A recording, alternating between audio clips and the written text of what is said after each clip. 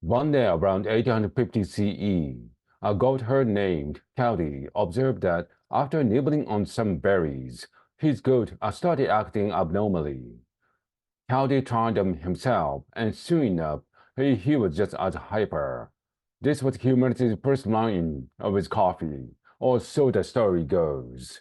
When exactly people began consuming coffee is unclear, but at some point before the 1400s in what's now Ethiopia, people began foraging for wild coffee in the forest undergrowth. The reason coffee plants are equipped with lots of caffeine might be because it makes them unattractive herbivores or more attractive pollinators. But either way, people caught on to coffee's advantages and began making tea from its leaves, combining its berries with butter and salt for the sustaining snack, and drying and roasting and simmering its cherries into an energizing elixir. Coffee rode trade routes into the Middle East, and its widespread popularity began brewing in earnest in the 1450s. Upon returning from a visit to Ethiopia, a Sufi leader recommended that a worship in Yemen use coffee during ritual chants and dances. Soon enough, people within the Ottoman Empire began roasting and grinding beans to eat a darker, bolder beverage. Many gathered in guest houses and outside the mosque to partake in coffee's comfort. But authority grew concerned about whether coffee's influence was innocent or intoxicating, if Muslims should be allowed to drink it. Indeed, in 1511, a religious court in Mecca put coffee on trial. Scholars finally deemed it permissible, so a coffee house sprang up in Damascus, Istanbul, and beyond, where clientele could sip coffee, smoke, and enjoy a variety of entertainment. Where clientele could sip coffee, smoke, and enjoy a variety of entertainment. By the late 1500s, people in Yemen were farming coffee. By the late 1500s, people in Yemen were farming coffee and exporting it from the port of Amakha, which became known in other parts of the world as mocha. But coffee was eventually transported and smuggled into India and soon took root in Java and beyond.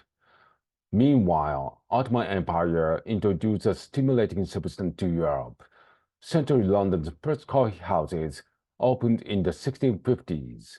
By 1663, there were more than 80, and despite King Charles II attempt to ban them in 1675, coffee houses kept simmering as social and intellectual hotbeds. In 1679, for instance, patron Galway's coffee house had the pleasure of watching Robert Hooke, a scientist who coined the term cell, publicly dissect the pulpus. In France, people began mixing coffee with milk and sugar, and throughout the 1700s, Paris's coffee houses hosted enlightened figures like Diderot and Bottel, who allegedly drank 50 cups of coffee a day. Granted, these were likely small serving and comparatively weak coffee, but still impressive. Meanwhile, European empire began profiting off coffee growing, establishing enslaved or exploited workforces in Asia, Latin America, and the Caribbean. As cultivation boomed in Latin America, fueled by slavery, growers displaced indigenous populations and burned forests to establish ever-expanding plantations. By 1906, Brazil was exporting over 80% of the world's coffee. That same year, the Milan World Fair showcased the first commercial espresso machine, and alongside the development of industrial roasting equipment came various coffee brands.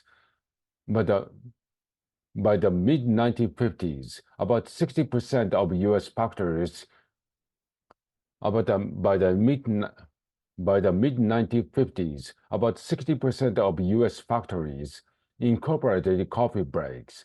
As African countries cut colonial ties, many ramped up coffee production, and coffee drinking also later made inroads in East Asia, especially as canned, pre-prepared beverages. In more recent decades, specialty coffee with an emphasis on quality beans and brewing methods grew popular and propelled firms in Central America and East Africa. Yet coffee workers worldwide continue to endure inhumane conditions and insufficient compensation. This motivated certification efforts for coffee production that met ethical standards, including minimum wage and sustainable farming, but the issues still loom over the industry. But because climate change, the equatorial bean belt, where coffee thrived, is projected to shrink in upcoming decades, it's unclear exactly what this might look like. But scientists are investigating possibilities like resilient coffee hybrids